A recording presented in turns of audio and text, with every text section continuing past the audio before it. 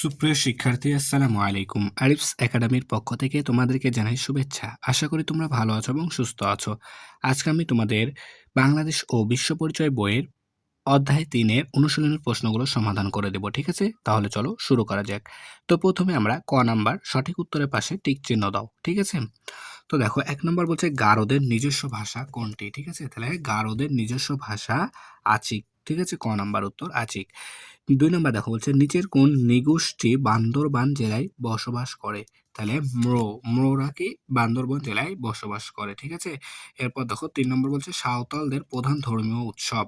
তাহলে সাঁওতালদের প্রধান ধর্মীয় উৎসব কোনটি? তাহলে সোহরাই, তাই না? তাহলে সাঁওতালদের প্রধান ধর্মীয় উৎসব সোহরাই। ঠিক আছে না? এরপর দেখো খ নাম্বার সঠিক শব্দ বসিয়ে শূন্যস্থান পূরণ করো। খাসি সমাজ মাতৃতান্ত্রিক, তাহলে খাসি সমাজ মাতৃতান্ত্রিক। ঠিক আছে? এরপর দেখো নৃগোষ্ঠীর জীবন ধারণের জন্য জুম চাষ করে। কি চাষ করে? জুম চাষ করে। ৩ নম্বর দেখো গারোদের বিশেষভাবে তৈরি ঘরের নাম নাকোমন্দি থাকে। ঠিক আছে? তাহলে দেখো গারোদের বিশেষভাবে তৈরি ঘরের নাম কি? নাকোমান্দি। ঠিক আছে? নকোমান্দি। তারপরে ৪ নম্বর দেখো আমরা সকল ক্ষুদ্র নৃগোষ্ঠীর প্রতি সম্মান করব। আমরা সকল ক্ষুদ্র নৃগোষ্ঠীর প্রতি কি? সম্মান করব। ঠিক আছে? এরপর গ নাম্বার বলছে যে দেখো বাম পাশের শব্দগুচ্ছের সাথে ডান পাশের শব্দের মিল করো। ঠিক আছে? তো এখানে আমাদের উত্তরটাই লেখা আছে। ঠিক আছে? তো দেখো বলছে বাম পাশে আছে গারোদের উৎসব ওয়াঙ্গালা। এই গারোদের উৎসব ওয়াঙ্গালা। মোরদের উৎসব সাংরাই। ঠিক আছে? মোরদের উৎসব সাংরাই। ওরাওদের উৎসব কারাম।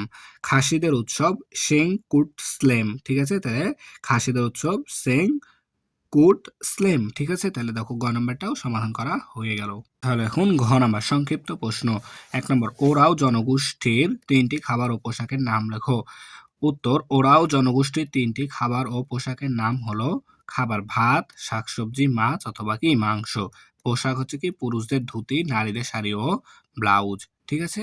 এরপর দেখো ২ নাম্বার বলছে যে কি গারো নৃগোষ্ঠী বাংলাদেশের কোন কোন জেলায় বসবাস করে? তাহলে গারোরা বাংলাদেশের কোন কোন জেলায় বসবাস করে সেটা বলেছে। উত্তর গারো নৃগোষ্ঠী প্রধানত ময়মনসিংহ, নেত্রকোনা, শেরপুর ও টাঙ্গাইল জেলায় বাস করে। ঠিক আছে? তাহলে টাঙ্গাইল, নেত্রকোনা, শেরপুর, ময়মনসিংহ জেলায় কি বসবাস করে কারা? গারো জনগোষ্ঠীরা। ঠিক আছে না? তাহলে এবার দেখো নম্বর বর্ণনামূলক প্রশ্ন।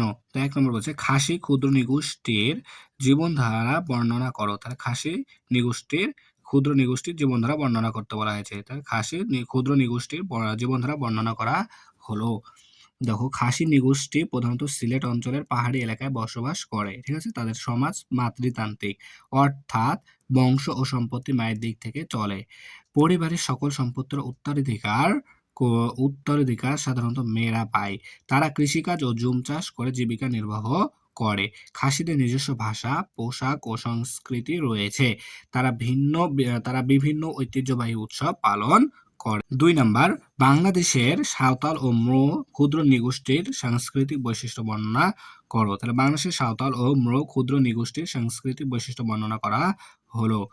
সাঁওতাল নৃগোষ্ঠী। ঠিক আছে? তাহলে এখানে আমরা ২টা ভাগে ভাগ করে নিয়েছি। তাহলে প্রথমে সাঁওতাল নৃগোষ্ঠীর জীবনধারা সম্পর্কে, সাংস্কৃতিক বৈশিষ্ট্য সম্পর্কে আলোচনা করব। ঠিক আছে? তাহলে দেখো সাঁওতাল নৃগোষ্ঠী প্রধানত রাজশাহী ও রংপুর অঞ্চলে বসবাস করে। তাহলে সাঁওতালরা রাজশাহী ও রংপুর অঞ্চলে বসবাস করে। তাদের নিজস্ব ভাষা ও পোশাক রয়েছে। তাদের প্রধান উৎসব কি? সোহরাই ও কারাম। তাহলে প্রধান উৎসব সোহরাই ও কারাম। তারপরে দেখো তারা নাচ, গান ও উৎসব খুব পছন্দ করে। ঠিক আছে না? তাহলে তারা কি নাচ, গান ও উৎসব খুব পছন্দ করে। তারপরে দেখো নৃগোষ্ঠী। তাহলে প্রধানত বান্দরবান জেলার পাহাড়ি এলাকায় বাস করে। তাহলে প্রধানত বান্দরবান জেলার পাহাড়ি এলাকায় বসবাস করে। তারা জুম চাষ করে জীবিকা নির্বাহ করে। তাহলে মোরা কি জুম চাষ করে জীবিকা নির্বাহ করে। বাঁশ ও কাঠ দিয়ে ঘর তৈরি করে। তাদের নিজস্ব ভাষা, পোশাক ও সংস্কৃতি রয়েছে। তারা সাংরাই উৎসব পালন করে। তাহলে তারা কি সাংরাই উৎসব পালন করে। ঠিক আছে? তাহলে দেখো আমরা কিন্তু ৩ অধ্যায়ের সবগুলো প্রশ্নের সমাধান করে ফেললাম। ঠিক আছে? তাহলে আজকে এ পর্যন্তই। ভিডিওটি ভালো লাগলে অবশ্যই লাইক, কমেন্ট, শেয়ার করতে ভুলবেন না এবং পরবর্তী ভিডিও সবার আগে পেতে আমাদের চ্যানেলটি সাবস্ক্রাইব করে রাখো। আল্লাহ হাফেজ। আসসালামু আলাইকুম ওয়া রাহমাতুল্লাহ।